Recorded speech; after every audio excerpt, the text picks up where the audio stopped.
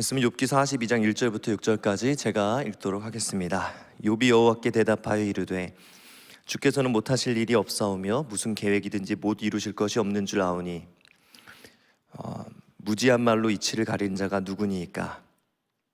나는 깨닫지도 못한 일을 말하였고 스스로 알 수도 없고 헤아리기도 어려운 일을 말하였나이다. 내가 말하겠사오니 주는 들으시고 내가 주께 묻겠사오니 주여 내게 알게 하옵소서. 내가 주께 대하여는 귀로 듣기만 하였사오나 이제는 눈으로 주를 배움나이다. 그러므로 내가 스스로 거두어드리고 티끌과 재 가운데서 회개하나이다. 아멘.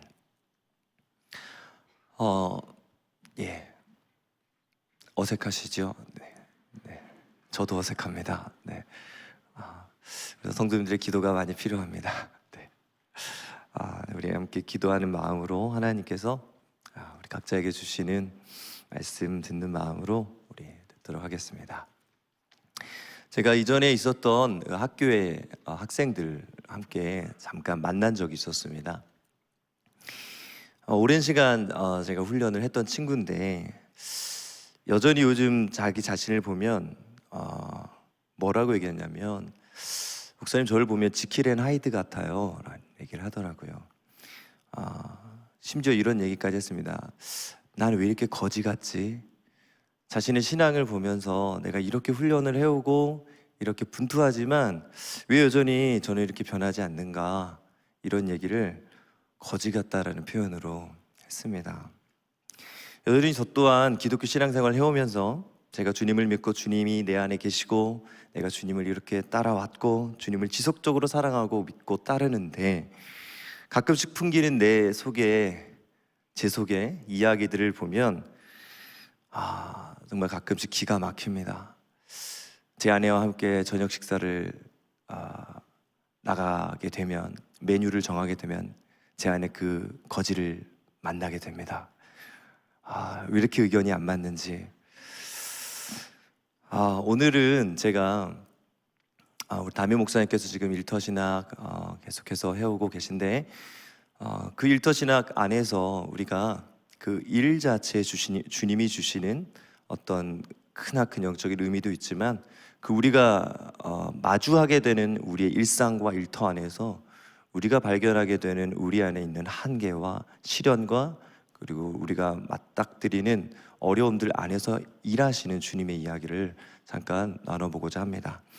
오늘은 세 가지를 나눌 건데 우리의 시련, 한계, 그리고 회개라는 작은 이야기 안에 담긴 더 큰 이야기를 나눠보고자 합니다. 저는 종종 미녀와 야수라는 영화에 등장하는 스토리를 매우 좋아합니다. 이 성경 속 세계관을 아주 디테일하게 잘 보여줬다라고 생각하는 동화이기 때문입니다.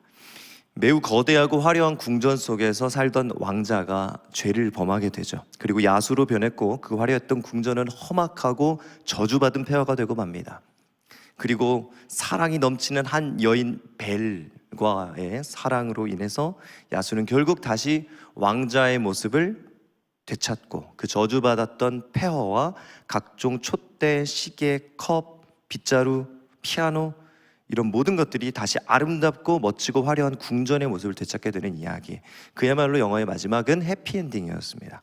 그리고 사실 성경은요, 지금 우리가 살고 있는 이 세계가, 우리의 인생이 바로 이 영화 속 여자 주인공 벨, 이 야수를 찾아온 이후 어디쯤부터 영화의 마지막 사이, 그 어딘가쯤에 있다라고, 우리의 인생이, 우리의 삶이 있다라고 말하고 있는 것만 같습니다.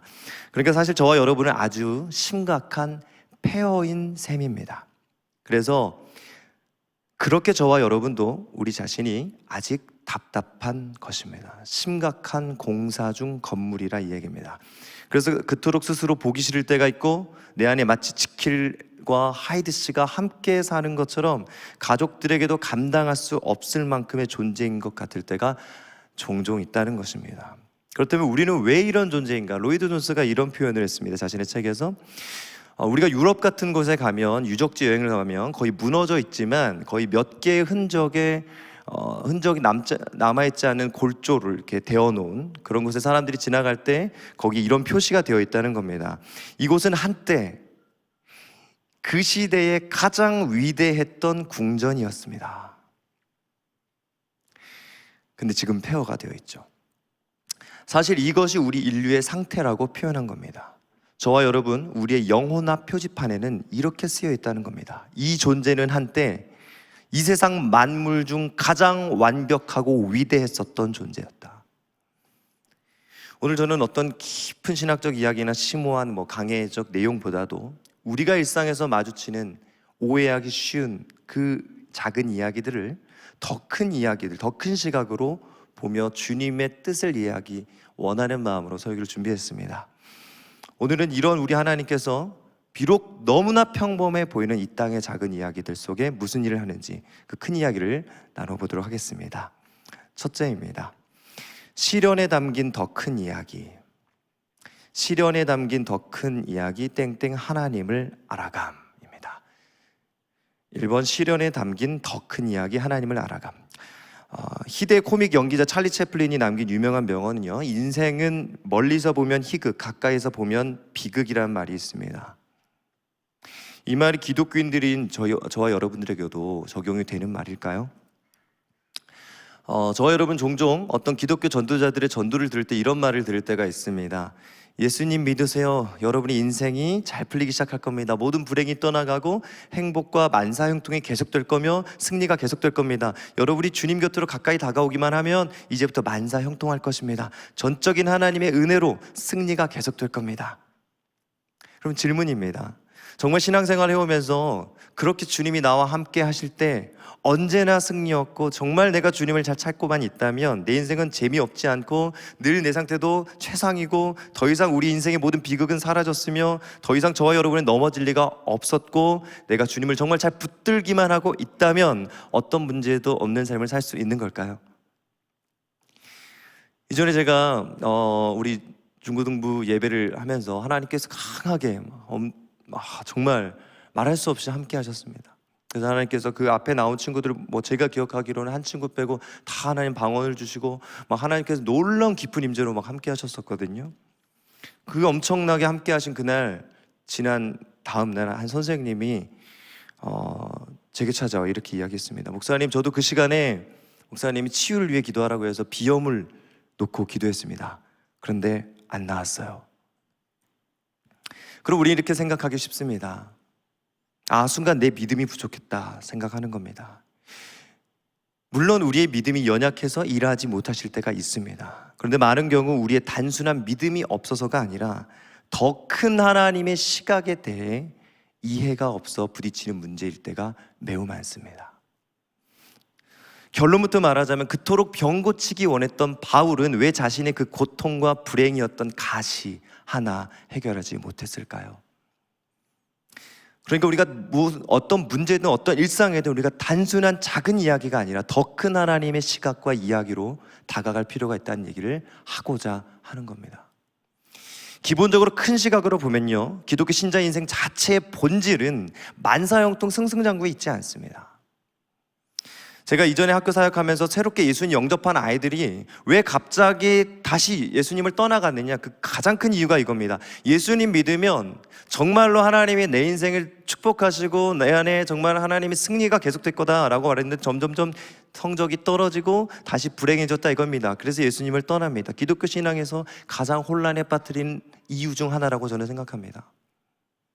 그런데 우리 신자들도요, 삶을 살아가면서 나도 모르게 이 패턴에 빠지기가 너무나 쉽다는 것을 발견합니다. 과연 하나님의 사람들 중에 그 누가 자신만의 고통과 눈물, 시절이 없었던 사람이 누굽니까? 모세가요? 요셉이요? 베드로가? 다윗이? 바울이? 데이빗 브레이너드가? 조나단 에드워즈가? 모두 다 각자의 문제, 고통과 환란의 인생이 없다는 것입니다. 바울, 나의 약함 중에 주님의 은혜에 있다. 또한 그 복음 사역과 인생이 왜 그토록 바울의 사역이 그토록 고단했습니까? 여러분 생각해 보십시오. 바울은 전도자입니다. 전도자라면 모든 인생의 승승장구하고 모든 인생의 승리가 계속되어야 복음 전하는데 전도율이 높아질 거 아닙니까? 왜 고난을 꼭 받아야 했죠? 바울은 자신의 서신서에서 얘기합니다. 너는 복음과 함께 고난을 받아라. 왜 그런가? 이 대원리 때문입니다. 그게 정상적인 성도의 삶이기 때문입니다. 그러니까 여러분, 이 놀라운 승리의 기독교 신앙인들의 삶에는요, 여전히 그 굳건한 믿음 중에 있음에도 불구하고 아이를 잃은 부모가 나오기도 하고요, 심각한 질병의 연속, 크나큰 재난으로 인한 장애, 원치 않는 사고, 내 안에 해결되지 않는 기질의 문제, 관계의 틀어짐, 따돌림과 성적과 진로 문제, 원하는 그걸 결코 주시지 않음, 유혹 앞에서 갈등하는 순간, 상상하지도 못하는 괴로운 일들, 시댁이나 처가 식구들에 대한 불만족, 늘 괴롭히는 시험, 반복적인 연약함 펼쳐져 있습니다. 이에 덧붙여 제임스 패커는 그의 책 하나님을 아는 지식이라는 책에서 이렇게 말합니다. 어떤 종류의 복음 사역을 잔인하다고까지 표현합니다. 그러니까 패커는 수많은 복음 사역이 있는데 충분히 성경적이다, 복음적인 메시지 가졌다, 하지만 잔인한 사역이 있다, 이런 비유를 듭니다. 약국에 있는 모든 약이 모두 우리 육신의 질병을 고칠 능력이 있는 옳은 치료약이 있다라고 하자. 그런데 그걸 어떻게 적용하느냐에 따라 매우 비참한 결과가 나타날 수 있다는 겁니다. 예를 들어 소독약을 발라야 하는데 마신다면 분명 옳은 약을 가진 약국이지만 틀린 결과를 가져올 수 있다는 겁니다. 패커의 말을 그대로 옮겨보겠습니다. 우리는 그리스도인이 됨으로써 죄사함, 양심의 평화, 우리 아버지이신 하나님과의 교제만을 체험하는 것은 아니다. 또한 내주하시는 성령의 권능으로 전에 우리를 지배하던 죄들을 극복할 수 있게 될 것이며, 하나님 우리에게 주실 빛과 이끄심으로 인해 인도, 자기 성취, 인간관계, 마음의 소원 등에서 지금까지 우리를 완전히 좌절시켰던 문제들을 뚫고 나갈 수 있는 길을 찾게 될 것이다 라는 이 내용은 일반적으로 말하자면 정말 성경적이고 참되다. 그러나 이것을 지나치게 강조하고 그리스도인의 삶의 힘겨운 측면, 곧 날마다 주어지는 단련, 죄와 사탄과의 끝없는 전쟁, 주기적으로 어둠에 거하게 되는 것 등을 가볍게 다룰 수 있다. 그리하여 정상적인 그리스도인의 삶은 완벽한 꽃밭으로 보이게 되어 정원에 있는 모든 것이 언제나 사랑스러우며 문제는 더 이상 존재하지 않는, 혹 문제가 닥치더라도 그 문제를 은혜의 보좌 위로 가져가기만 하면 즉시 사라져버리는 상태라는 인상을 줄 수 있다는 것이다. 하지만 이러한 주장은 해롭다, 잘못된 주장이기 때문이다. 그리고 패커가 그 다음 내용을 이렇게 적습니다. 물론 정반대로 치우칠 수도 있다. 그리스도인의 삶을 너무 거칠고 밝은 면은 전혀 없는 것처럼, 그리고 이 땅에서 손 놓고 예수님 다시 오시기만을 내세만을 기다리는 삶, 그쪽으로 또 치우칠 수도 있다. 그런데 이 두 가지 극단 중에 밝은 면만 강조하는 이 첫 번째 극단보다 두 번째 극단이 훨씬 낫다는 겁니다. 오히려 이것이 밝은 면만을 강조하는 것이 훨씬 더 우리에게 잔인하다라고 얘기합니다. 그렇지 않잖아요. 저와 여러분이 하나님을 알아가면 알아갈수록, 오히려 우리가 성장하고 성숙하면 할수록 삶의 형편이 무조건 수월해지지 않는다는 것. 하나님은 당신의 그 거룩한 목적에 따라 오히려 저와 여러분을 더 어려운 학교에 입학시키십니다. 이렇게 나와 있습니다. 하나님은 우리에게 적대적이고 낙심시키는 영향력을 사용하여, 적대적이고 낙심시키시는 영향력을 사용하여 우리를 견딜 수 있을 만큼, 그 이상도 아니고 그 이하도 아닌 만큼 시험하신다. 그러므로 그리스도인들이 하나님과 동행해 나갈 때 유혹과 갈등과 압력이 증가하는 것은 전혀 이상하지 않다. 오히려 그런 일이 일어나지 않는다면 뭔가 잘못된 것이다. 고린도전서에 나온 말씀입니다. 사람이 감당할 시험 밖에는 너희가 당한 것이 없나니 오직 하나님은 미쁘사 너희가 감당하지 못할 시험 당함을 허락하지 아니하시고 시험 당할 즈음에 또한 피할 길을 내사 너희로 능히 감당하게 하시느니라. 결혼 생활이 늘 즐겁고 기쁘기만 하십니까? 네, 아닌 것 같습니다. 표정이. 저 또한 그렇습니다. 어떤 분 이렇게 말씀하시더라고요. 대한민국에 내가 딱 이 사람만 아니면 내가 그 누구하고 잘 살 수 있을 것 같다. 반대로 제가 이런 자녀만 아니면 제가 정말 잘 키울 수 있을 것 같아요. 패커가 말합니다. 제임스 패커가. 만약에 우리가 정상적인 그리스도인의 삶을 산다면 이런 시련의 삶은 절대 찾아오지 않을 것이며 언제든지 문제를 그대로 돌파하고 항상 어떤 문제도 생기지 않는 삶이라고 믿는다면 그들은 분명 이러한 환난의 시련의 때가 올 때 어떻게 생각하느냐? 내가 분명 옆길로 빠진 게 분명하구나. 뭔가 분명 잘못되었어. 더 이상 제대로 돌아가지 않아 라고 말하며 어떻게 다시 제대로 돌아가게 만들지 라고 돌아가 버린다는 겁니다. 그리고 심지어 우린요, 내가 주님을 제대로 찾지 않은 건가? 라고까지 생각한다는 겁니다. 바로 이 부분이 패커는 잔인하다라고 말하는 겁니다. 왜요? 이러한 잘못된 이해의 결과 어린 그리스도인들이 당하는 좌절과 당혹스러운 그 경험을 열등한 신앙의 표시로 간주하도록 만들어서 속박 상태로 빠뜨렸다는 것입니다. 그리고 이러한 단련과 분투를 너 패배한 거야 라고 하며 그 이유가 바로 네가 헌신과 믿음을 유지하는 데 실패해서 생긴 거야 라고 단호하게 진단한다 라고 패커는 말합니다. 잔인하다. 여러분, 만약 이렇게 신앙을 배우고 하나님의 시련과 단련을 통해서 하시는 진짜 더 큰 일, 곧 이러한 단련을 통해 하실 더 크나큰 일을 가볍게 여기는 신앙은요, 항상 조금만 내 인생에 뭔가 잘못돼도 something wrong, 무언가가 잘못되었기에 자책하는 길로 빠져듭니다. 그러나 사실 더 큰 시각으로 보면요, 주의해서 들으십시오.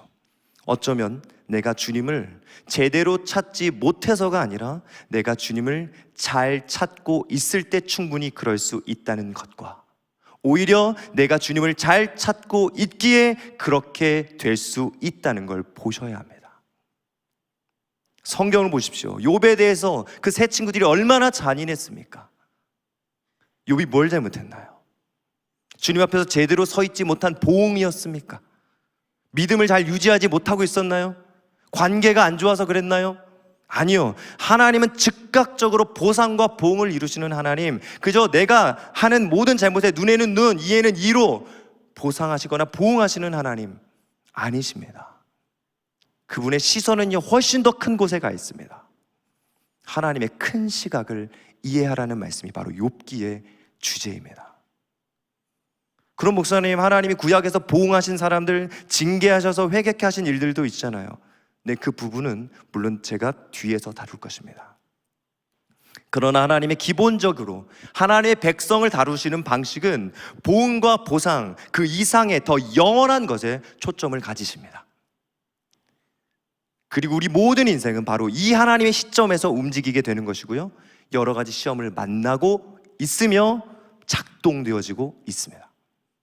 이제 그렇다면 과연 그 전능하신 하나님이 믿음이면 모든 걸 돌파할 수 있도록 하신 주님께서 대체 왜 내 삶에 이런 시련, 신자의 인생의 각 순간마다 시절마다 숨겨두어 놓으셨냐 이겁니다. 여러분, 기독교인이 되었다는 말이 뭡니까? 영원히 죽었던 자에서 영원히 산 자, 곧 부활로 간다는 거 아닙니까? 그러니까 여러분, 예수님 믿는다는 건 단순한 동의가 아니라 영원히 죽을 사람이 영원히 산다는 거잖아요. 그럼 어제 안 믿었던 괴테라는 친구가 오늘 믿게 되었다고 육신적으로 달라지는 게 있습니까? 없습니다. 어제 심장 뛰던 횟수와 오늘 심장 뛰던 횟수가 동일합니다. 그럼 어제의 괴테와 오늘의 괴테가 뭐가 다릅니까? 다르죠. 어젠 그렇지 않았지만 오늘은요, 영원한 나라와 영원한 세계와 연결되어 있는 영원을 살고 있는 중입니다. 이게 신자와 비신자의 차이예요. 그래도 사실 지금 영원한 생명으로 확실히 들어간 건 아닌 상태죠. 그럼 언제부터 확실하게 들어가는 겁니까? 죽고 난 뒤, 예수님이 재림하신 그때. 그럼 예수님 믿고 저와 여러분이 죽을 때까지, 예수님이 혹 재림하실 때까지, 그 완성된 부활 때까지 이 괴롭고 아픈 인생은 대체 무슨 의미일까요? 아니, 어차피 부활이면 천국 갈 거면 뭐하러 이 고달픈 인생 깁니까? 사실 천국 빨리 데려가는 게 최선입니다. 대체 왜 이 고단한 인생 살아야 됩니까? 물론 우리 각자의 사명들이 있겠지만 그것보다 훨씬 앞서는 더 큰 목적이 우리 개개인 앞에 있습니다. 이걸 아셔야 된다는 겁니다. 여러분, 잘 들어주십시오. 우리의 영혼은 구원을 받았지만 구원의 완성 전까지 우리의 육신, 이 지체는 반드시 과정을 거쳐야 합니다.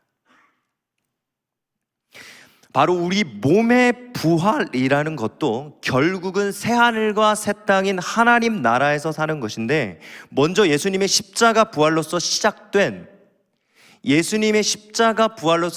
그 하나님의 나라가 바로 우리에게 뚝 떨어지지 않고 이미 시작은 되었지만 마지막 완성을 향해 이 땅에서 여러 과정을 가지고 있듯이, 예를 들어 문화가 회복되고 자연계가 회복되는 등 하나님의 나라가 이미 시작됐지만 완성될 때까지 그 과정을 가지듯, 우리의 개인의 부활도 그냥 하늘에서 갑자기 우리가 예수님을 믿는 순간 뚝 떨어지는 것이 아니라 바로 완전히 죽은 자 가운데서 완전한 부활로 가는 그 기나긴 과정이 요구된다는 것입니다.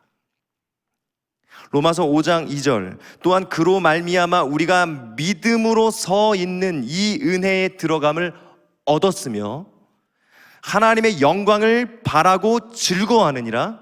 자, 은혜에 들어감을 얻었다, 이미 얻었다는 겁니다. 이미 제가 얻은 거예요, 구원을. 그런데 3절, 지금 로마서 5장입니다.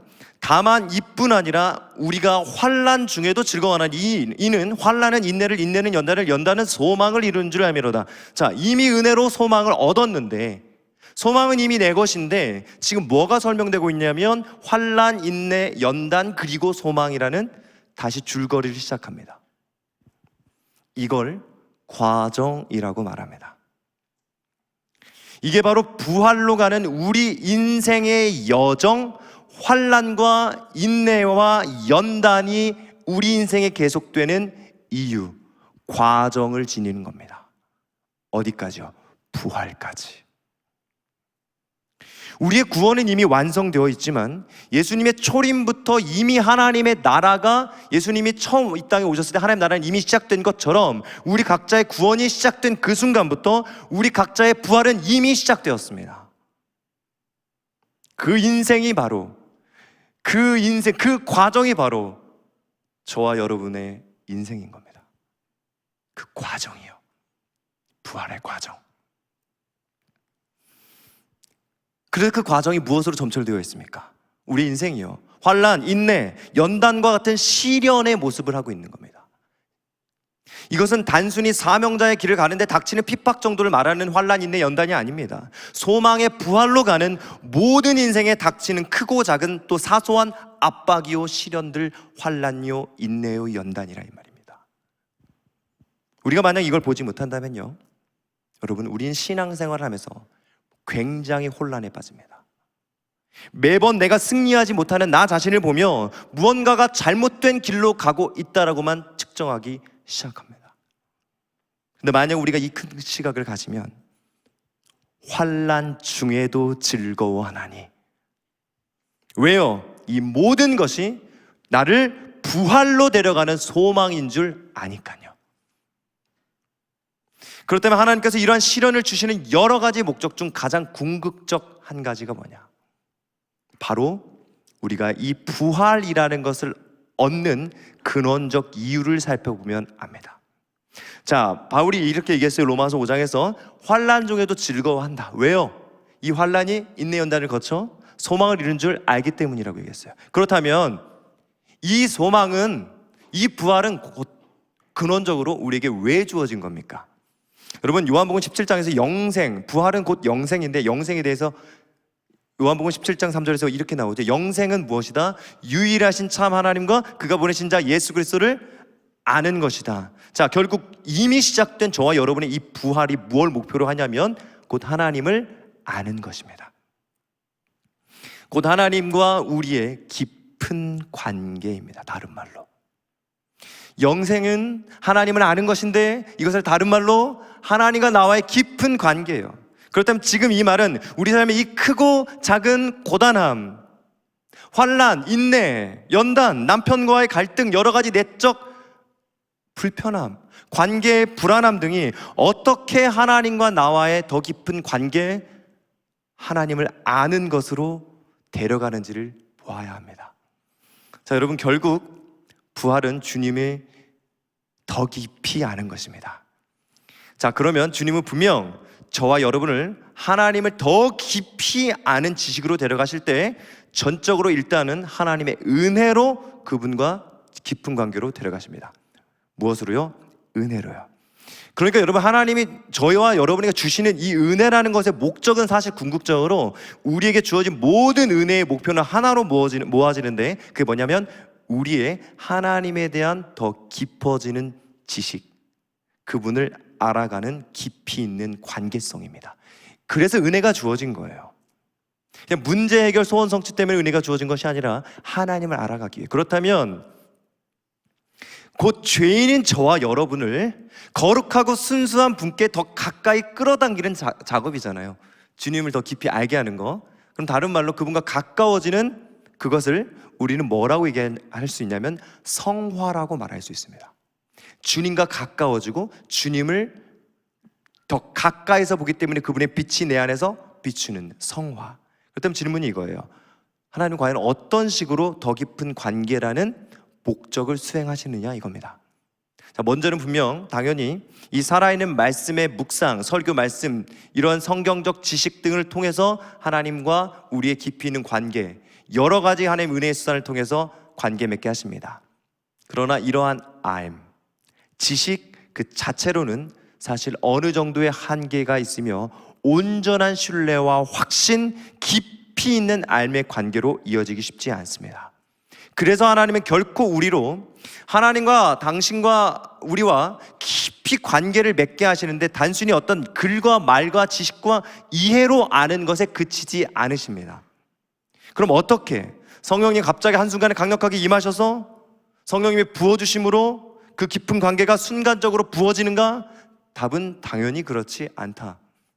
로이드 존슨 자신의 조직신학책에서요, 이러한 성령님의 깊은 임재나 부어주심, 순간적인 영적 체험은 개인적 성화를 촉진시켜주는 역할을 하지만 성화 그 자체도 아니고 관계 그 자체도 아니라고 말합니다. 그렇다면 하나님은 이 성경에서 하나님의 백성 저와 여러분들을요, 어떻게 하나님을 더 깊이 하는 관계성으로 데려가시는가? 여러분, 하나님이 전능하시다는 거 믿으십니까? 여러분, 이 세상의 모든 세상의 이야기들을 주님 홀로 보고 다스리고 계시다는 사실을 믿으십니까? 여러분, 하나님께서 이 모든 최악의 상황들 중에서도 그 사랑하시는 자들을 위하여 예비하시고 공급하시고 합력하여 선을 이루실 줄을 정말로 깊이 아십니까? 여러분 중 어느 누구도 제가 여러분의 자녀를 생명 다해 사랑한다는 것을 믿지 못하시겠지만, 만약에 제가 여러분들의 자녀 중 한 명에게 제 신장을 떼어줘야 할 때 제 신장을 과감하게 떼어준다면, 이 경험은 여러분으로 하여금 저를 향해 그 이전과 완전히 다른 지식, 완전히 다른 믿음, 완전히 다른 관계를 가지게 합니다. 너무 심플한 논리죠. 무엇이요? 이 경험이요. 일단 결론부터 말씀드리자면 하나님은요, 바로 이 이유 때문에 우리 삶에 시련을 허락하십니다. 제임스 베커는 그의 책 하나님을 아는 지식에서 이렇게 말합니다. 하나님에 대해 더욱 깊어지는 지식, 그리고 하나님과 계속 친밀해지는 교제야말로 모든 은혜의 역사가 목표로 하는 것이다. 그렇다면 하나님은 은혜 안에서 어떻게 이러한 목적을 수행하시는가? 그분은 우리를 세상과 육신과 사탄의 공격으로부터 막아주시거나 부담스럽고 좌절되는 환경들로부터 보호해 주시거나 우리 자신의 기질과 심리로 인해 생겨나는 문제거리들을 막아주시지는 않는다.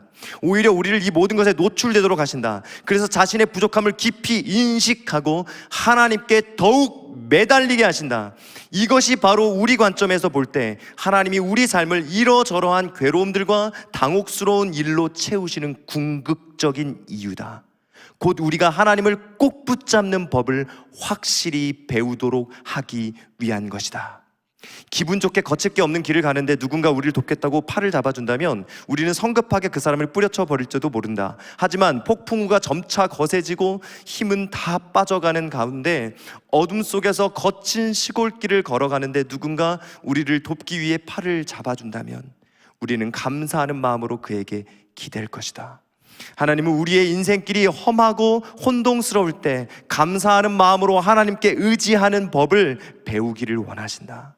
그러므로 하나님은 우리가 자기 확신에 벗어나 하나님을 믿도록 하기 위해, 여호와를 앙망하도록 하기 위해 이러한 조처를 취하신다. 무슨 말입니까?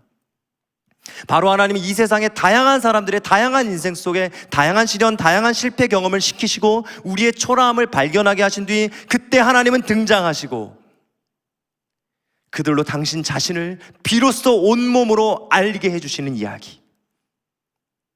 그래서 그분을 앙망하도록 만드시는 그분의 더 큰 이야기.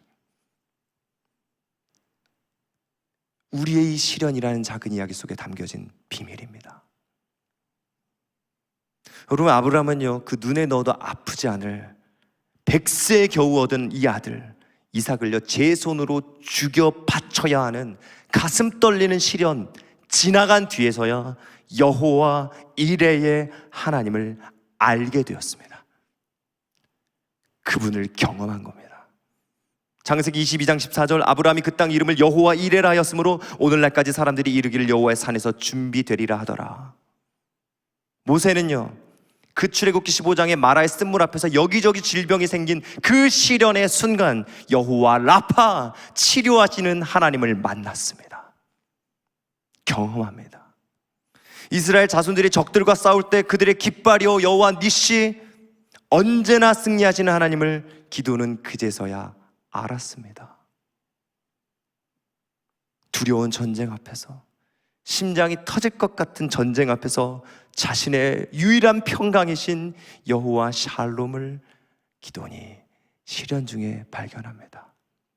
여호와를 아는 지식이 바로 이곳에 숨겨져 있습니다. 여러분 기억하십시오.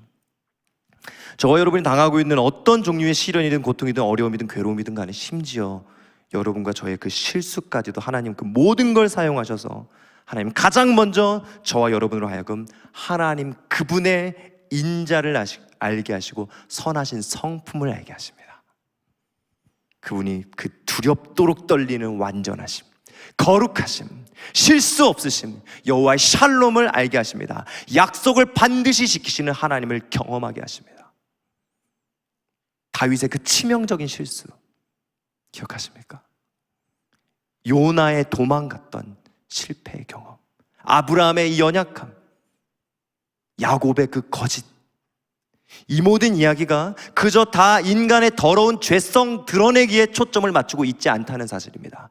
바로 그토록 약한 인간 우리에게 그 완전하신 하나님께서 즉시 불쾌함으로 이 이야기를 끝내버리지 않으신다는 것에 있습니다. 주님은 인간의 죄성 그리고 불쾌함으로 때리신 이야기로 이 성경 이야기가 끝나지 않습니다. 다윗은 결국 회개 후 처음보다 주님과 더 가까워진 관계가 되었다라고 베커는 말하며, 요나는 니느웨 사명을 완수함과 동시에 이 나무 하나, 식물 하나를 통해 아버지의 마음을 알게 되었고, 야곱은 끝내 베델로 올라가는 약속을 취합니다. 우리의 연약함 이야기는 그렇게 끝나지 않습니다. 그 다음에 등장하시는 우리 하나님의 아름다우심. 여러분, 우리는 우리 자신이 좀 더 신실했으면 좋겠고, 제발 이게 좀 바뀌었으면 좋겠고, 이 상황이 바뀌었으면, 이건 좀 잘 되었으면 하는 모든 것들, 가장 먼저 그 모든 것들이 무엇을 하는지를 보십시오. 베드로전서 1장 6절, 그러므로 너희가 이제 여러 가지 시험으로 말미암아 잠깐 근심하게 되지 않을 수 없으나 오히려 크게 기뻐하는도다. 너희 믿음의 확실함은 불로 연단하여도 없어질 금보다 더 귀하여 예수 그리스도께서 나타나실 때 칭찬과 영광과 존귀를 얻게 할 것이니라. 예수를 너희가 보지 못하였으나 사랑하는도다. 이제도 보지 못하나 믿고 말할 수 없는 영광스러운 즐거움으로 기뻐하니 믿음의 결국 곧 영혼의 구원을 받음이라. 자, 여러분, 여기서 베드로는요, 예수를 보지 못했으나 사랑한다고 합니다. 왜 그럴까요? 보지 못하나 믿고 즐거워한답니다. 곧 여러 가지 시험으로 근심하겠지만 왜 크게 기뻐할 수 있다고 얘기하는가? 7절, 너희 믿음의 확실함. 그 모든 시련과 환난과 근심들 속에서 그 믿음, 주님을 알고 있는 그 관계, 그 믿음이 불로 연단되어 있기 때문에 그 환난 중에, 시험 중에 즐거워할 수 있다는 것입니다. 보지도 못하는데 이 믿음이 있기에, 이 관계가 있기에. 여러분, 오늘 본문 욥의 시련의 궁극적 이유 뭘까요? 단순히 그의 믿음 테스트 정도일까요? 그리고 우리 신자의 존재 이유, 이 땅을 살아가는 이유, 이 인생이 그토록 복잡한 이유 중에 이유는요, 이 신자의 인생이 향해 가는 저 부활로의 궁극적 이유와 반드시 연결됩니다. 바로 우리는 그분을 알아가기 위해 이 시련과 인생의 답답함을 맞이합니다. 주님은 우리에게 그토록 크고 작은 여러 종류의 내적 시련을 통해 나 자신에게 실망하게 하시고 울게 하셔서 바로 그 하나님을 알게 하시는 자리로 데려가신다는 겁니다. 여러분, 이 땅에서 주님을 알아갔던 인물 중에 귀로 듣기만 하다가 이제 눈으로 주님을 뵙기까지 했다는 이는 누구였냐면 바로 그 누구도 아닌 가장 큰 시련 속에 살았던 인물 욥이었습니다. 욥기 42장 4절 5절 오늘 본문입니다. 내가 말하겠사오니 주는 들으시고 내가 주께 묻겠사오니 주여 내게 알게 하옵소서. 내가 주께 대하여 귀로 듣기만 하였사오나 이제는 눈으로 주를 배움나이다. 눈으로 주를 배움나이다. 자신의 모든 시련을 겪고 난 욥의 고백이었습니다. 여러분, 왜 하나님은 구덩이에 빠졌던 요셉의 기도를 들어주지 않으셨을까요? 왜 하나님은 노예 생활에서 벗어나고 싶었던 요셉의 기도 안 들어주셨을까요? 왜 요셉의 강간의 누명 속에서, 감옥 속에서 그토록 원통해하던 요셉의 기도 들어주지 않으셨을까요? 술 맡은 관원장이 왜 요셉의 사정을 잊어버리게 되었을까요? 왜 그러셨을까요? 그냥 기도 들어주시고 단순히 요셉 풀려나고 집에 돌아가서 평안히 인생 살면 좋잖아요. 이 모든 기나긴 시련은 매우 큰 목적을 품고 있다는 사실, 우리는 보지 못합니다. 그 구덩이 안에서는요, 이 모든 시련이 이스라엘 전체를 구원하는 선을 품고 있다는 사실입니다. 그리고 그제서야 요셉은 알게 됩니다. 단순히 그래서 내가 시련을 당했었구나, 이스라엘 구원하려고 내가 시련을 당했었구나, 훨씬 넘어섭니다. 이 모든 시절을 지나 요셉, 그가 진정 알게 된 것은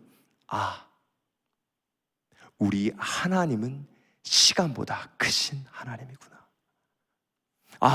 우리 하나님은 역사보다 크신 하나님이구나. 우리 하나님은 인간보다 크신 하나님, 우주보다 크신 하나님이구나를 알게 되는 것입니다. 그냥 이 시련을 거쳤더니 선이 나타났구나를 아는 것이 아니라요, 그 모든 일을 이루어내신, 작업하신 하나님을 알게 되는 것입니다. 욥은 그토록 이해되지 않던 자신의 그 시련을 지나고 이렇게 고백합니다. 42장 2절, 주께서는 못하실 일이 없사오며 무슨 계획이든 못 이루실 것이 없는 줄 아오니. 모든 인생과 모든 세계, 아주 크고 작은 모든 것들 다스리시는 주님을 경험합니다. 찰스 스펄전의 설교에 이런 내용이 나옵니다. 존 파이퍼의 섭리라는 책에 나왔던 부분을 그대로 인용했습니다. 나는 이렇게 믿습니다. 햇살 속에 춤추는 먼지의 각 분자가 하나님이 원하시는 것보다 더 많이 또는 더 적게 원자를 움직이지 않는다고. 하늘에 있는 태양뿐 아니라 증기선에 부딪히는 물보라의 각 분자도 그 궤도를 갖고 있다고. 밀가 부르는 사람의 손에서 나오는 그 곡식의 껍질조차도 별들이 궤도를 따라 움직이듯 주님이 정하신 방향대로 흩어진다고. 진딧물이 장미 봉오리에 기어오르는 것은 파괴적인 유행병의 창궐만큼 결정되어 있다고. 포플러 나무에서 낙엽잎이 떨어지는 것은 눈사태에 무너진 만큼 주님께서 완벽하게 정해 놓으셨다. 무엇을 위해요? 우리가 지금은 보지 못하는 더 크나큰 시각을 위해 요셉은 그 따돌림과 노예와 감옥 생활을 했던 것입니다. 저와 여러분이 만나는 모든 불평등, 모든 억울함, 시련, 부딪힘, 우회됨, 지체됨까지 모두 다 우리 주 하나님, 시간을 넘어 계시는 완벽한 하나님의 시나리오 안에 있다는 걸 여러분 아십니까? 그 모든 실패와 시련 같은 낙엽들, 물방울들이 모두 다 합력하여서 결국 선을 이루어 간다는 사실입니다. 그런데 그때 우리는 뭘 알게 되냐? 그래서 문제 잘 해결됐다, 그래서 좋은 결과가 맺혔구나를 알게 하시려고 하는 것이 아니라 바로 그것들로도 선을 만들어내시는 우리 하나님의 탁월하심을 알게 하시려는 것입니다. 이렇게 우리는 우리의 인생으로 하나님을 알아갑니다. 우리의 머리로 주님은 그래, 시간을 넘어서시지, 하나님 역사보다 크시지, 우주보다 크시지.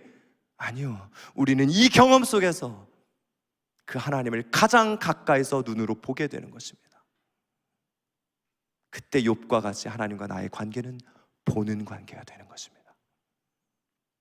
여러분, 우리가 연약했기 때문에 그 성실하신 주님이 얼마나 위대한지 알게 되었고요, 내가 두려워 떨었기 때문에 강하신 주님을 경험할 수 있었던 거고, 내가 실수해 봤기 때문에 주님의 완벽하심을 찬양할 수 있는 거고, 내가 불성실하기 때문에 성실하신 주님을 찬양할 수 있는 겁니다.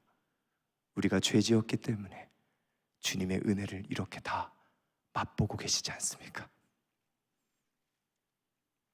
자, 그러면 여러분, 이제 우리 하나님은 그래, 우리 연약하고 하나님 강하시다, 이거 알게 하고 끝내십니까? 아니요, 다음 이야기가 있습니다. 두 번째입니다. 한계에 담긴 더 큰 이야기, 거룩입니다. 한계에 담긴 더 큰 이야기, 거룩. 자, 이제 우리네 인생의 작은 이야기에 우리의 한계가 하는 일을 보겠습니다. 결국 시련과 한계는 연결되는 부분입니다. 그러나 이번엔 시련이라는 어떤 환경, 그 배경을 넘어서서 우리 자신 안에 있는 이 한계, 내 한계, 이 부딪히는 고통스러운 과정들이 뭘 하는지를 나눌 것입니다. 아까 우리가 서두에서 살펴봤던 로마서 5장에서 환난 중에도 즐거워하는 이유가 바로 무엇과 연결되었는가? 인내 연단이라는 과정을 지나 소망으로 왔습니다. 그렇죠? 그러니까 기독교 신자의 최종적 소망까지의 그 기나긴 삶의 기본값이 뭐냐면 승승장구 만사형통이 아니라 환난에서 시작돼서 인내와 연단이라 이 말입니다. 자, 그렇다면 인내는 어디서 일하며 연단은 어디에서 일합니까? 어디서 일하죠? 내 안에서, 제게서 일어납니다. 이 말은 지금 완성될 부활로 가는 이 구원이라는 상황, 과정이 뭐냐? 승리나 형통 아니라 변화, 성화, 곧 하나님의 원형으로의 회복, 이 구원이라는 것입니다. 여러분, 그러니까 사실 구원은 인간이 더 나은 모습으로, 더 나은 존재로 개선되는 게 아니라 본래의 모습으로 리턴, 회복되는 것이라 복음은 말합니다. 누가요? 내가요.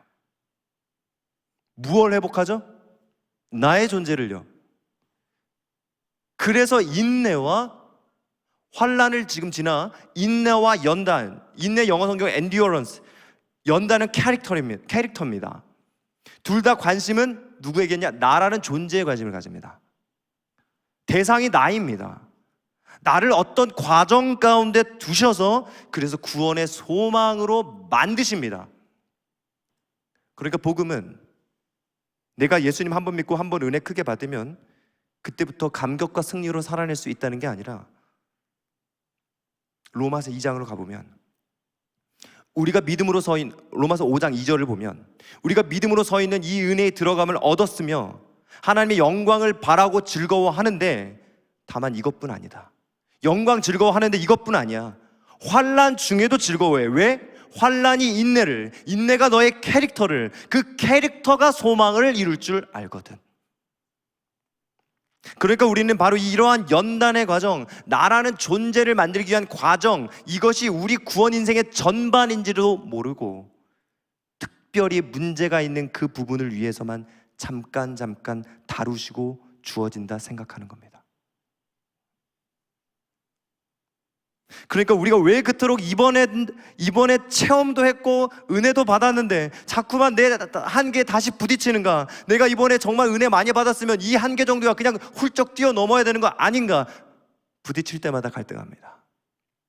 내가 지금 뭔가 하나를 빠뜨렸나? 뭔가 내 열심이 부족했나? 내 구원, 내 신앙 진짜 아니었나? 내가 뭘 잘못했길래 이토록 고달픈가?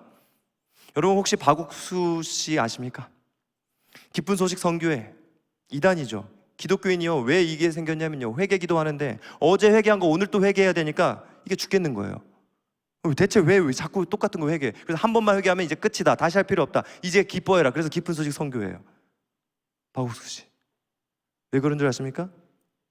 왜 이런 이단이 나온 줄 아십니까? 왜 우리가 회개할 거리가 반복되는 그 과정을 거치고 있는지에 대한 성경적 이해가 없기 때문에 그렇습니다. 왜 내 회개할 거리가 반복되는 그 과정을 거치는가? 이것에 대한 성경적 이해가 없기 때문이에요. 내가 어제 은혜 강하게 받았다고 해서 갑자기 오늘 아침 내가 성스럽게 되지 않는 게 우리 인생의 구원의 과정입니다. 그런데 우린 자꾸 이 과정 없이 단번에 은혜 받아 바뀌는 무언가를 추구할 수 있다는 겁니다. 그러나 그렇게만 성화를 추구한다면 자꾸 마주치는 여러분의 한계를 마주할 때마다 혼란에 빠질 겁니다. 예, 저는 물론 이런 체험과 경험으로 하나님이 우리 연약함을 확 한 번에 바꾸실 수도 있다고 믿습니다. 그러나 이것만을 성화의 전부라고 생각하면 여러분 큰 혼란에 빠지십니다. 로이드 존스 성경교리 강좌 성화 챕터입니다. 제가 이걸 좀 읽어드릴게요. 놀라운 체험을 한 사람들의 이야기가 많습니다. 성미가 고약했던 사람 등등. 그들은 오랫동안 그 문제로 씨름했으나 해결할 수 없었고 마침내 어떤 큰 위기에 봉착했습니다. 그래서 그들은 골방에서 하나님과 더불어 그 문제를 갖고 씨름했으며 놀라운 체험을 하고 다시는 화를 내지 않게 되었습니다. 담배나 술 등을 끊기 위해 많은 노력을 했던 사람들에 대한 비슷한 이야기들도 있습니다. 물론 저는 이런 체험들을 받아들이는데 아무런 거리낌도 없습니다. 그 체험들을 그럼 어떻게 보아야 할까요? 그런 체험이 성화의 일부일 수도 있고 성화에 크게 도움이 될 수도 있지만 그 자체가 성화는 아닙니다. 많은 이들이 이렇게 말합니다. 나도 그 체험을 추구했고 그걸 위해 기도했어요. 그 사람의 체험을 제게 달라고 기도했어요. 하지만 제게는 그런 일이 일어나지 않아요.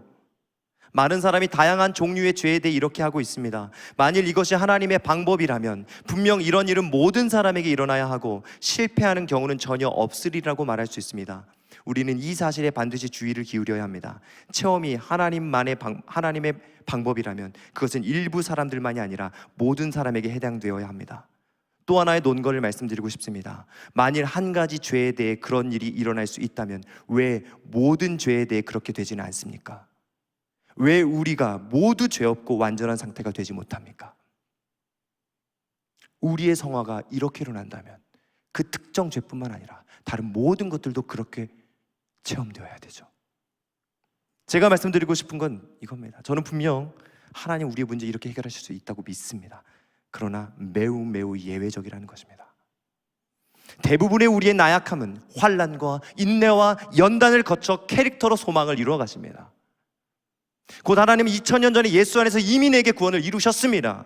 사실 에베소서대로라면 우리는 태어나기도 전에 구원받았고 구원의 승리는 이미 확정되어 있습니다. 그런데 왜 하나님은 우리에게 이 한계 있는 인생을 마주하게 하셔서 우리로 하여금 이 죄성을 가지고 이 못난 성격 가지고 태어나게 하셔서 수많은 한계들을 만나고 겪게 하시는가?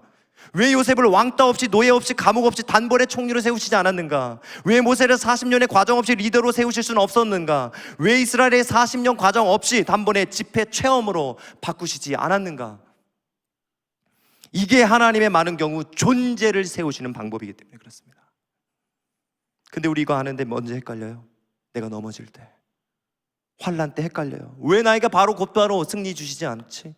이번에 크나큰 체험했는데 로이드 존스 성경교리 강좌, 당신이 중생한 신자라는 아주 강력한 증거가 바로 그거다. 뭐요?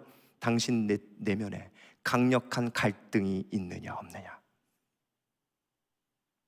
그래서 로마서 7장에 그 유명한 이야기 나오는 겁니다. 23절, 내 지체 속에서 한 다른 법이 내 마음의 법과 싸워 내 지체 속에 있는 죄의 법으로 나를 사로잡는 것을 보노도다. 오라 나는 곤고한 사람이로다. 이 사망의 몸에서 누가 나를 건져내랴. 이 두 사람의 싸움의 과정을 통해 이미 완성한 구원을 동시에 완성해 간다 이것입니다. 어떤 식으로요? 이 두 사람을 비교합니다. 한 사람은 내가 원하는 겉사람, 한 사람은 내 마음이 원하는 속사람. 이 둘을 비교하며 고통받게 하십니다.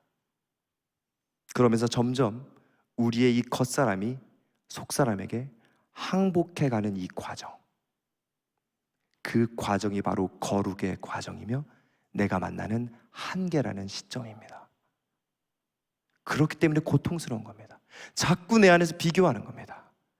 내가 가야 할 완성과 내가 가지 못하고 있는 나의 한계가 계속해서 비교되는 과정, 그래서 항복시켜 나가는 과정, 그 과정이 부활로 가는 과정이라는 것입니다. 이게 연단입니다. 그렇기 때문에 우리 과정에서 한계를 느낀다는 겁니다. 목사님, 그런데 로마서 8장에서 생명의 성령의 법이 나를 아예 해방했다고 하지 않았나요? 예, 여러분, 우리 그리스도를 믿는 신자는요, 죄에 대하여 완벽하게 죽은 존재들이 맞습니다. 부분적 구원이 아니라 완전히 죄 해방 얻은 거 맞습니다.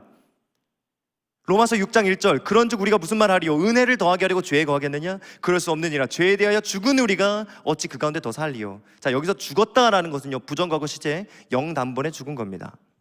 6절, 우리가 알거니와 우리의 옛사람이 예수와 함께 십자가에 못 박힌 것은 죄의 몸이 죽어 다시는 우리가 죄에게 종노릇 하지 아니하려 함이니. 자, 바울은요, 분명히 저와 여러분은요, 이제 더 이상 죄와 관계없다라고 얘기합니다. 그럼 이런 생각 드는 거예요. 목사님, 그럼 우리가 짓는 죄는 뭡니까? 정말 제가 완전히 죄에 대해 죽었다는 건 뭘 말합니까? 예, 우리는요, 구원받았습니다. 완벽하게 죄에 대해 죽었습니다. 그러나 그것은 바로 저와 여러분의 영혼을 두고 한 말입니다. 로마서 8장 1절, 생명의 성령의 법이 나를 해방한 건 아직 저와 여러분의 영혼뿐입니다. 아담의 죄는요, 저와 여러분의 영혼과 육체 전 인격에 영향을 끼쳤습니다. 그런데 여러분이 그리스도를 믿은 그 순간 저와 여러분의 영혼을 완전히 구속하셨습니다. 근데 육체는요, 여전히 죄의 지배 아래 있다는 것입니다. 증거요, 로마서 6장 19절, 너희 육신이 연약함으로 내가 사람의 예대로 말하노니 전에 너희가 너희 지체를 부정과 불법에 내주어 불법에 이른 것 같이 이제는 너희 지체를 의에게 종으로 내주어 거룩함에 이르라. 갑자기 다시 이르랍니다. 거룩함이 되었다라고 얘기해놓고 뭐요? 우리의 몸을요. 로마서 7장 17절, 이제는 그것을 행하는 자가 내가 아니오 내 속에 거하는 죄니라. 18절, 내 속 곧 내 육신에 선한 것이 거하지 아니하는 줄을 아노니. 육신에 원하면 내게 있으나 선을 행하는 것은 없노라.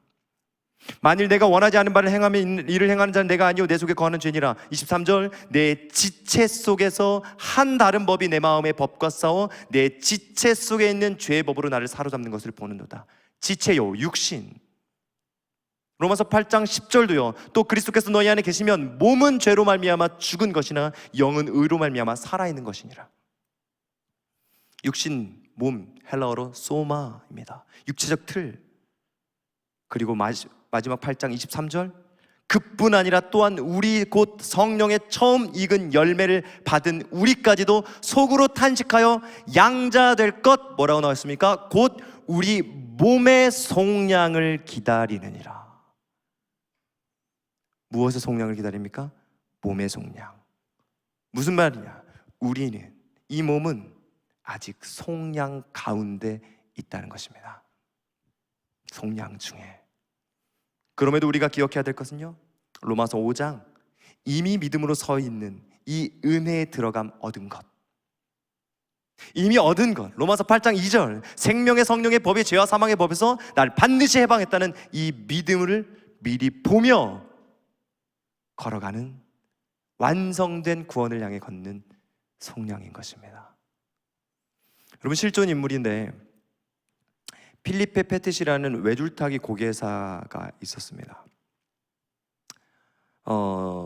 지금으로부터 약 41년 전에 1976년 8월 7일에 9.11 테러로 지금 사라진 그 월드 트레이드 센터 두 타워 사이를 잇는 한 줄의 와이어 위를요, 춤추듯 건너는 퍼포먼스를 펼친 사나이가 한 명 있었습니다. 그 당시에 그 외줄타기가 엄청나게 이렇게 막 유행했던 때였나 봐요. 프랑스 출신의 이 외줄타기 예술가가 안전장치 하나 없이 그 두 건물, 월드 트레이드 센터 그 두 건물 사이를 건너는 세기의 퍼포먼스를 합니다. 그는 쌍둥이 빌딩 고공횡단 프로젝트 신을 위해 직접 건설 현장 인부로 위장하고 수개월간 막 잠입근무를 한 다음에 1976년 8월 7일 아침 6시 45분에 아무도 모르게 도전을 시작합니다. 이 실화가 영화 하늘 위를 걷는 남자라는 영화로 넷플릭스에 있습니다. 이 영화를 제가 보게 됐어요. 이 영화 본 내내 손에 땀을 막 엄청나게 주고 너무 떨려요. 여러분 꼭 한번 보십시오. 너무 떨리는데 이 아버지도 이제 그쪽에 계신 분인데 그 아버지가 항상 이 얘기를 했어요. 그 아들에게, 그 외줄타기 선수에게, 너 조심해라. 항상 외줄타기에서 떨어졌던 사람은 마지막 3발을 남겨놓고 후들후들 거리다 떨어졌다, 이렇게 얘기해요. 근데 정말로 이 영화에서 이 외줄타기의 이 선수가 마지막 3발을 남겨놓고 줄이 막 심하게 흔들리기 시작하는 겁니다. 그리고 그대로 추락해 볼 것만 같은 그때 저는 그가 죽지 않는다는 것을 알고 있었어요. 왜냐하면 이 영화가 플래시백 효과로 만들어진 영화였어요. 무슨 말이냐, 영화 흐름 기법 중에 플래시백 효과가 있어요. 누군가가 너 그때 왜 그랬어? 그러면 그때 말이지 내가 그랬었어 왕왕왕 하면서 갑자기 옛날로 돌아가잖아요. 그래서 보여주는, 이 주인공이 나와가지고, 처음 주인공이 나와서 자신의 삶을 회상하며 설명하면서 펼쳐진 영화였어요. 그러니까 신기하게도 그 아찔한 순간조차도 크게 두렵지 않은 마음으로 제가 보고 있었던 겁니다. 마찬가지입니다. 우리의 완성, 우리의 결국을 우리가 확신한다면요, 그것이 이미 결정된 것임을 안다면, 저와 여러분의 그 인생의 수많은 환난과 내가 만나는 한계들을, 그 고통과 어려움 속에서 자괴감이 찾아올 때, 또 실패했나 라는 두려움이 찾아올 때 주님이 주신 그 완전 소망, 확신하기에 이 환난 기쁘게 연단받고 인내하여 다시 일어설 수 있는 겁니다. 시편 37편 24절, 그는 넘어지나 아주 엎드러지지 아니하면. 왜 안 엎드러진대요? 여호와께서 그의 손으로 붙드심이로다. 근데 때로 영화를 보면서 제가 그 생각도 했습니다. 순간적으로 그 영화를 보면 너무 떨리니까 이런 생각도 들었어요. 근데 혹시라도 떨어지고 죽으면 어쩌지? 분명 그 앞에서 그 사람이 설명하는 거 봤는데도 왜 그런 생각이 들었는가? 혹시 외줄타기를 성공하고 나와서 이렇게 설명하는 사람이 혹시라도 진짜가 아니라, 현실이 아니라 죽고 나서 환상으로 나타나서 그러니까 앞에서 설명한 거면 어쩌지, 이런 생각이 갑자기 들더라고요. 그래서 죽으면 어쩌지 막 생각이 들더라고요. 확 떨릴 때. 무슨 말이냐면, 우리가 지금의 현실이 두려운 이유, 그 실패와 그 우회됨과 지체됨이 두려운 이유, 내가 끝날, 완성될 그 모습이, 우리 자녀의 모습이 혹시 진짜가 아니라, 현실이 아니라 환상이면 어쩌지? 그래서 우리에게 이 시점에 뭐가 필요한 겁니까? 믿음이 필요하다, 이 말입니다. 확신이 필요하다는 겁니다. 그래서 전쟁은 믿음으로 이기라, 이겁니다. 어떤 믿음이요? 이 환난, 이 인내, 이 연단지나 반드시 그 소망과 완성된 영광이 나에게 이미 주어진 현실이라는 것을 믿으십시오. 이미 주어진 확실한 현실로 받아들이는 것입니다. 무엇처럼요? 플래시백 효과처럼요. 우리 인생을 바라보는 것입니다. 이것이 신자의 영광입니다. 그렇지 않으면 우리는 인생을 살아가면서 항상 두 발을 떨면서, 부들부들 떨면서 가는 겁니다. 환난 중에 즐거워 못합니다. 언제요? 플래시백 효과로 완성된 채서 우리의 인생을 다시 재생해가는 것으로 볼 때에만 우리는 환난 중에도 즐거워하며 지나갑니다. 로마서 8장 30절, 또 미리 정하신 그들을 또한 부르시고 부르신 그들을 또한 의롭다 하시고 의롭다 하신 그들을 또한 영화롭게 하셨느니라. 영화롭게 하실 것이다가 아니라 영화롭게 하셨다. done, 과거형입니다. 창세전에 우리를요. 로이든스 성경교리 강좌 이렇게 얘기합니다. 우리의 영혼은 이미 속량받았지만 몸에는 아직 문제가 남아 있습니다. 하지만 우리는 그 몸마저도 마지막에는 해방되는 것을 보게 될 것입니다. 그러니까 여러분과 저의 인생은요, 이미 완성된 저 소망과 영광을 향하여 완성되었기에 이 모든 중간의 과정을 멋지게 채워가는 순간이라 이 말입니다.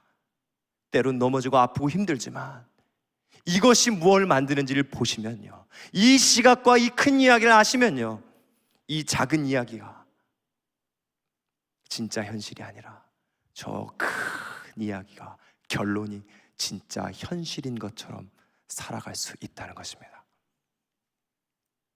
여러분, 이 영화 보면 영화가 어떻게 끝날지 누가 가장 먼저 압니까? 감독이죠. 해피엔딩인 거 누가 합니까? 감독이죠. 감독은 다 합니다. 또 누가 알 수 있을까요? 시나리오 미리 본 주연도 알 수 있겠죠. 그렇죠? 여러분과 저에게 주어진 이 성경이요, 감독께서 주신 우리 인생의 시나리오입니다. 그러니까 우리도 알 수 있습니다. 그래서 우리는 환난 중에도 즐거워하나니 환난이 인내, 인내는 연단, 소망을 이루는 줄 우리가 알미라. 실패할 수 있지만 다시 일어서라 말입니다. 다시 해보라 말입니다. 완성되었기 때문에 우리는 마음 놓고 다시 시작하는 겁니다. 여러분, 사실 이 필리페의 외줄타기 실수는요, 한 번 실수하면 끝입니다. 그냥 그 월드 트레이드 센터 떨어지면 그냥 죽음입니다. 우리 그리스도인은요, 넘어져도 또 떨어져도 다시 일어날 수 있습니다. 왜죠? 완성이 되어버렸기 때문에. 그럴 수 있는 유일한 이유, 예수 그리스도의 십자가가 모든 것을, 모든 값을 치러 놓았습니다. 우리가 넘어졌던 모든 값을 다 치러 놓으셨습니다. 우리의 연약함의 모든 값을 다 치러 놓으셨습니다. 떨어져도 그리스도의 보혈이 우리를 떠받치십니다. 그러니 포기하지 마십시오. 그분의 그 은혜와 그분의 그 자비와 그분의 그 희생을 영광스럽게 하기 위해 우리는 오늘 다시 도전하는 겁니다. 기독교 신앙은 여러분, 매번 자책하고 후회하는 연속이 아닙니다. 다시 그리스도의 십자가를 영광스럽게 하기 위해 다시 일어서야만 합니다. 완성을 향해 걸어가는 과정, 절대 잊으시면 안 됩니다. 이렇게 얘기합니다. 혹시 목사님, 이 내가 얻게 될 영광 때문에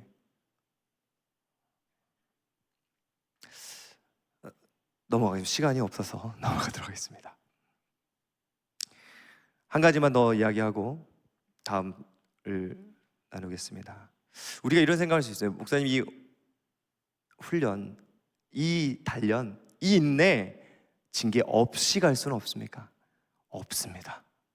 히브리서 12장 7절, 너희가 참음은 징계를 받기 위함이라. 하나님이 아들과 같이 너희를 대우하시나니 어찌 아버지가 징계하지 않는 아들이 있으리요. 징계는 다 받는 것이거늘 너희에게 없으면 사생자요 친아들이 아느니라. 그래서 징계는 디서플린, 훈육, 훈련, 단련입니다. 그래서 그 훌륭한 신자들에게 고통이, 가시가 계속되었던 것처럼 저와 여러분을 찾아오는 겁니다. 히브리서 12장 10절, 오직 하나님은 우리의 유익을 위하여 그의 거룩하심에 참여하게 하시느니라. 왜요? 하나님 왜 이 단련 징계 스킵하지 못하게 하십니까? 이 유익을 우리 가운데 주시려는 건데, 어떤 유익이요? 저와 여러분을 거룩하게 만드는 뜻입니다. 주님을 닮아가게 만드는 뜻입니다. 제가 아까 말씀드렸죠? 우리는 이 부활의 과정 가운데 있다고 했습니다. 부활의 과정이 뭡니까? 하나님을 알아가는 자리로 완성이기도 하지만 우리의 몸이, 우리의 존재가 그리스도를 닮아가는 과정, 그분과 같아지는 완성을 향한 과정인 것입니다. 그래서 끝없는 전쟁과 수술 작업 필요합니다.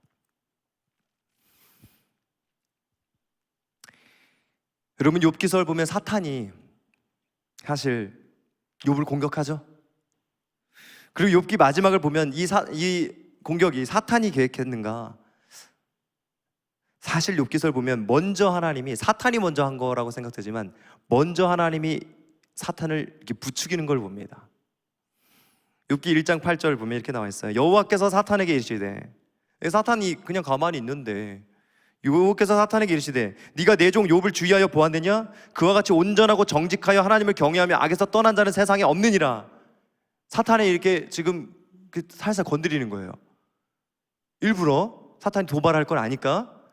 그러니까 9절에서 사탄이 여호와께 대답하여 이르되 욥이 어찌 까닭없이 하나님을 경외하리까? 10절 주께서 그와 그의 집과 그의 모든 소유물을 울타리로 두르심 때문이 아니니까 주께서 그의 손으로 하는 말을 복되게 하사 그의 소유물 땅이 넘치게 하셨음이니이다. 이제 주의 손을 펴서 그의 모든 소유물을 치소서. 그리하시면 틀림없이 주를 향하여 욕하지 않겠나이까?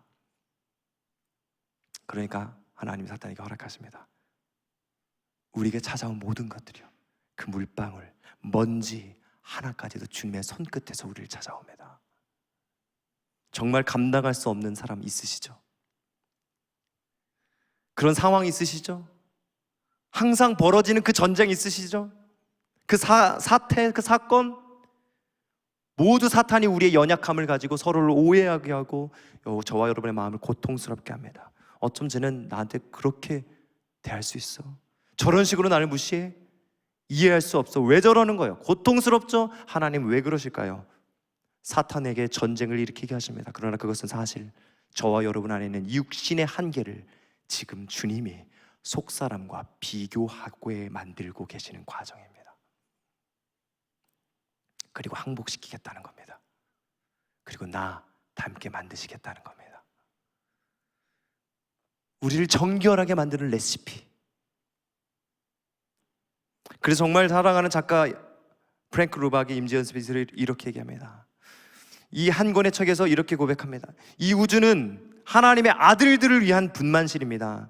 뿐만 아니라 그것은 하나님의 아들들을 위한 유치원이기도 합니다. 우리는 여기서 태어나 영원 세계를 위한 첫 번째 훈련을 받습니다. 뭐요? 영원 세계를 위한 훈련을 여기서 첫 번째 받는데요, 이 세상은 우리의 학교입니다. 그것은 또 1년의 시험입니다. 매일매일 우리는 훈련을 받고 얼마나 발전했는지 보기 위해 시험을 봅니다.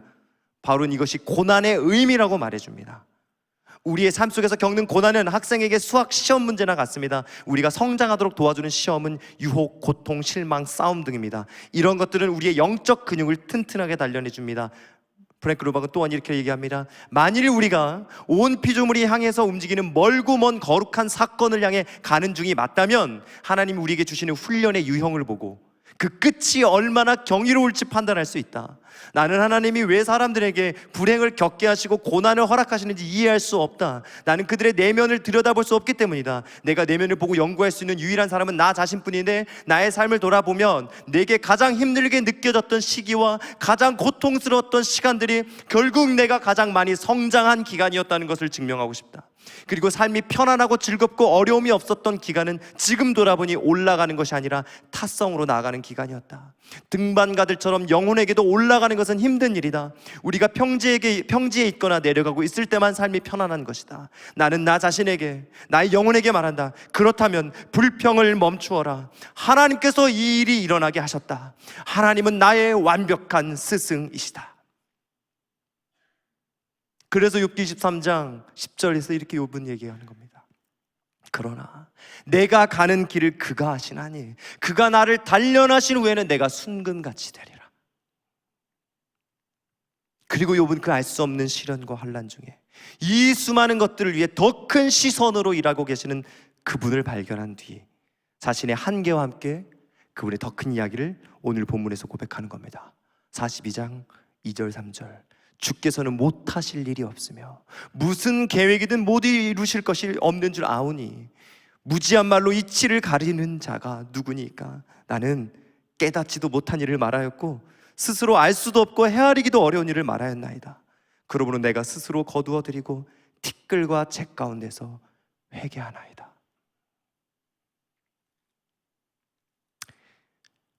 자, 이제 빠르게 마무리하겠습니다. 3번입니다.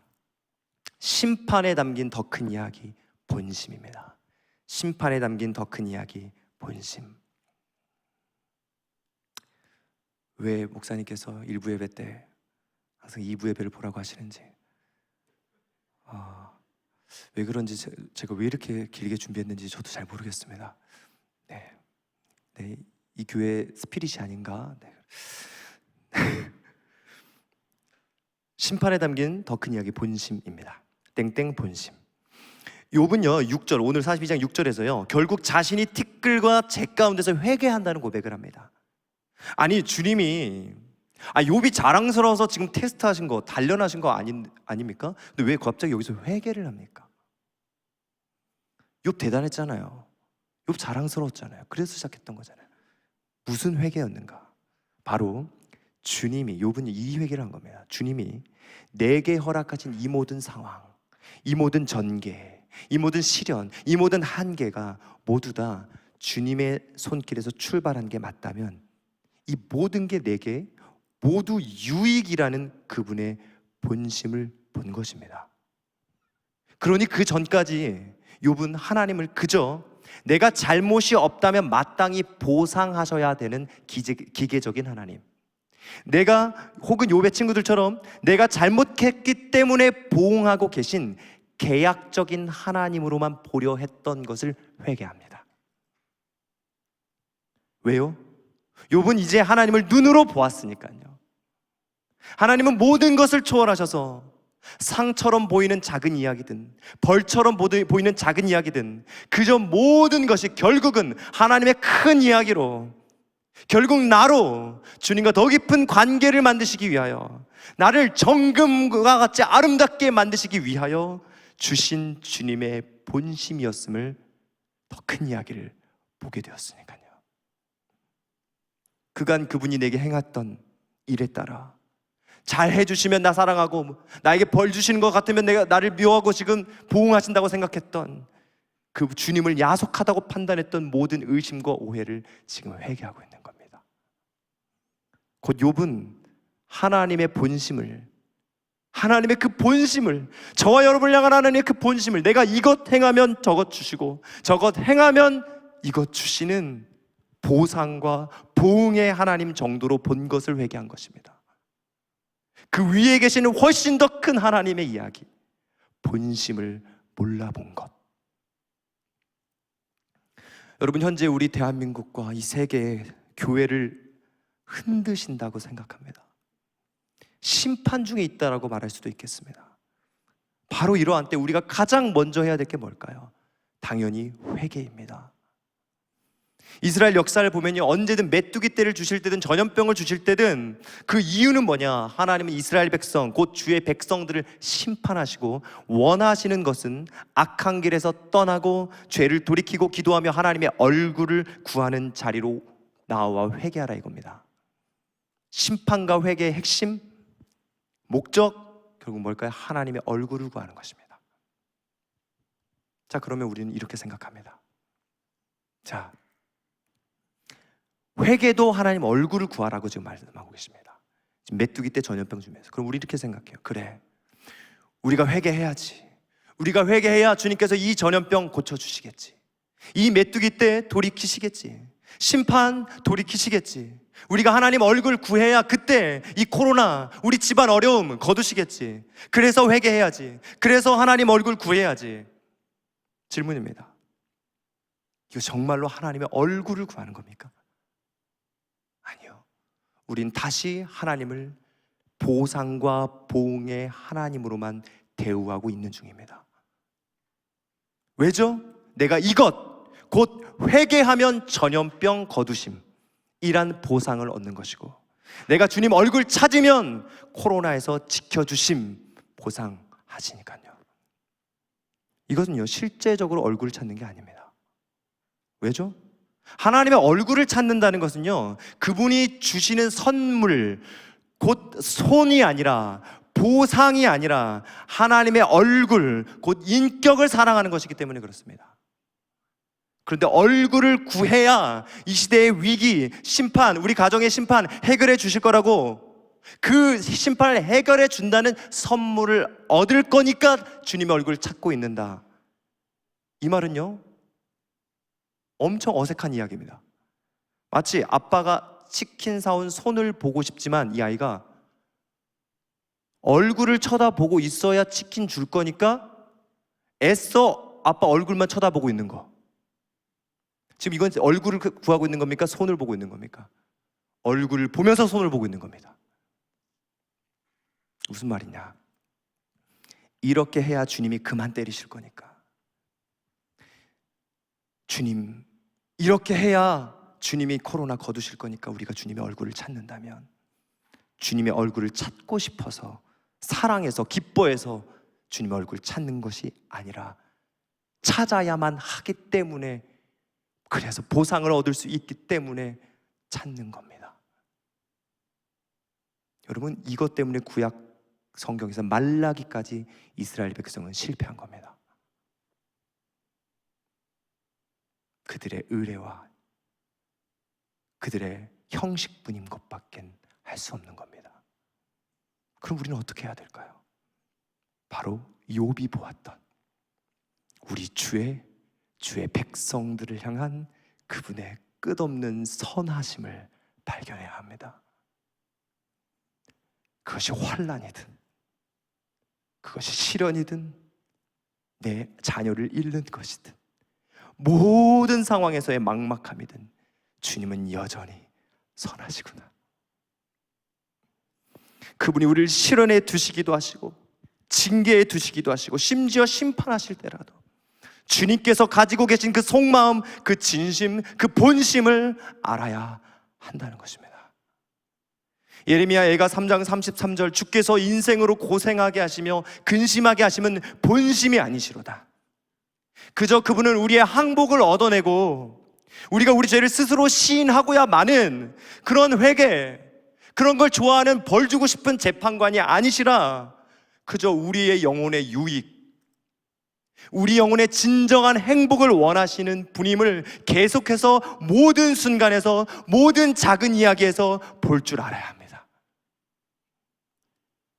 그분이 우리를 시련을 통해서라도 우리로 그분 자신을 더 알게 하시고 더 깊은 관계로 나아오게 하시는 진짜 이유, 우리를 시련을 통해서라도, 한계를 통해서라도 우리를 거룩하게 만드시고 싶으신 진짜 이유, 그 모든 것이 바로 우리의 유익, 나 자신 때문임을 알 때, 심판조차 그 나의 유익을 위해서인 것, 하나님의 선하심을 발견할 때, 그제서야 우리는 진짜 회개가 나오는 것이고, 그제서야 진짜 우리는 주님의 얼굴을 찾아 나오는 것입니다. 예, 여러분, 하나님은 언제든지 보응하시기도 하고 보상하시기도 하십니다. 이사야 40장 10절은 그렇게 얘기하십니다. 보상하시고 보응하십니다. 맞습니다. 그분은 먼저 그의 나를 구하는 자에게 보상하시고 다 더하시기도 합니다. 그럼에도 우리의 이 기독교 신앙은요, 받게 될 보상 때문에 무언가가 시작되거나 받게 될 보상 때문에 예배하거나 헌신하는 것이 본질이 아니라 이겁니다. 십자가, 가장 큰 보상을 받은 그 이후, 그 구원의 과정에서 모든 여정이 기본적으로 저와 여러분 앞에 펼쳐지는 모든 상황은 그야말로 우리의 주의 선하심이라는 그 감격의 확신으로 사셔야 합니다. 분명 우리 주님은요, 마지막 날 영원한 악인들의 보응하실 겁니다. 근데 예수 믿는 우리요, 택함 받은 우리요, 그토록 수많은 잘못 저질렀어도요, 그것으로 결국 지옥 갑니까? 천국 가서도 일단 벌을 받게 하신답니까? 생각해보면 사실상 우리가 행한 그 모든 죄값, 영원한 죄값에 대한 그 어떠한 보응도 없습니다. 왜요? 심지어 여기서 시련과 한계와 심판조차 우리의 유익이라니까요. 이야기만 하고 마치겠습니다. 여러분, 혹시 강형욱 아십니까? 네, 애완견계의 백종원 강형욱. 제가 어떤 짧은 영상을 봤어요. 강형욱이요, 상처투성인 어떤 강아지에게 다가가기 위해서 막 가까이 다가가려고 시도를 하더라고요. 그 개는 막 주인도 물어뜯는 개예요. 강형욱이 막 다가가기 시작했고 개가 막 짖기 시작합니다. 막 이를 드러내고 물 기세를 보입니다. 처음에는 강형욱이 막 눈을 부릅뜨고 막 강한 모습으로 다가갑니다. 무섭고 자기 방어를 막 강하게 해야 되니까 더 난리를 치고 짖고 물고 뜯고, 처음엔 강하게 나가다가 강형욱이 자신의 팔꿈치를 내어주면서 자신의 몸에 상처를 입히든 어떻게 하든 찢든 계속해서 다가갑니다. 강형욱은 물리고 뜯깁니다. 계속해서 몇 시간 동안 다가갑니다. 그리고 계속해서 그렇게 다가간 시간이 지나 정말 놀라운 일이 벌어집니다. 아무리 가까이 다가가고 싶어도 껴안지도 못했던 그 난리 피우던 강아지가 갑자기 낮아진 모습으로 그 마지막 장면에서 강형욱과 강아지는 하나가 됩니다.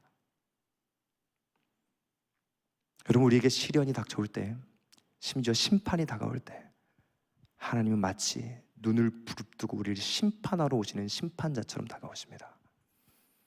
그래서 성경에서는 하나님이 이스라엘을 위협해 보시기도 하고 달래 보시기도 합니다. 그래서 우리는 때로 우리의 잘못 때문에 주님이 심판하려 다가오시는 하나님 때문에 겁을 먹고 때론 반항하고 주님을 고집 피우기도 하고 떠나기도 합니다. 원망하기도 합니다. 그런데 구약 속 그 무서웠던 주님은요, 그렇게 우리를 고통스럽게 하실 심판자처럼 다가오셨지만 오히려 우리에게 가장 가까이 다가오셔서, 이 땅 가운데 가장 가까이 다가오셔서 스스로 인간에게 심판을 당하십니다. 우리가 심판받고 우리가 벌을 받아야 하고 우리가 물리고 뜯겨야 하는데 그분께서 우리에게 찔리시고 우리에게 뜯기시고 우리에게 심판을 당하십니다. 그리고 죽임까지 당하십니다. 그가 찔림은 우리의 허물 때문이요, 그가 상함은 우리의 죄악 때문이라. 그가 징계를 받음으로 우리는 평화를 누리고 그가 채찍에 맞음으로 우리는 나음을 받았도다. 이 성경은요, 마치 우리가 주님을 떠나면 우리가 죽임당할 것처럼 외치시고 소리치고 경고하시지만 결국엔 주님이 우리를 대신해 죽임당하는 이야기로 끝마쳐집니다. 그분의 관심사는 하나입니다. 우리에게 심판자로 다가오시는 것 같을지라도 결국에 그분이 원하시는 건 그분과 내가 하나가 되는 것입니다. 그분과 내가 연합하는 것입니다. 여러분, 이제 그만두고 싶은 그 크고 작은 시련과 한계, 심판과 같은 작은 이야기, 그 위에 이 구약과 신약을 넘어선 하나님의 그 크나큰 행간, 그 크나큰 하나님의 이야기, 주님을 아는 자리, 거룩, 그분의 본심을 우리가 알았기에 이것을 이제 확신한다면 내 인생에 스쳐 지나가는 바람 한 점까지도 주님의 손끝에서 출발했고, 고달픈 내 일상의 작은 부딪힘들이 그의 백성을 아름답게 만드시는 완벽한 그분의 선하심과 지혜인 것을 볼 수 있어야 합니다. 로마서 8장 24절, 25절, 22절부터 피조물이 다 이제까지 함께 탄식하며 함께 고통을 겪고 있는 것을 우리가 아느니라. 그뿐 아니라 또한 우리 곧 성령의 처음 익은 열매를 받은 우리까지도 속으로 탄식하여 양자될 것 곧 우리 몸의 속량을 기다리느니라. 우리가 소망으로 구원을 얻었음에 보이는 소망이 소망이 아니니 보는 것을 누가 바라리요. 만일 우리가 보지 못하는 것을 바라면 참음으로 기다릴지니라. 아멘. 우리 일상 속에서의, 우리의 직장과 일터와 일상 속에서의 그 작은 이야기 위에 일하시는 하나님의 큰 이야기로 우리의 환난 중에서도의 즐거움을 맛보는 저와 여러분 되시기를 축복합니다. 우리 함께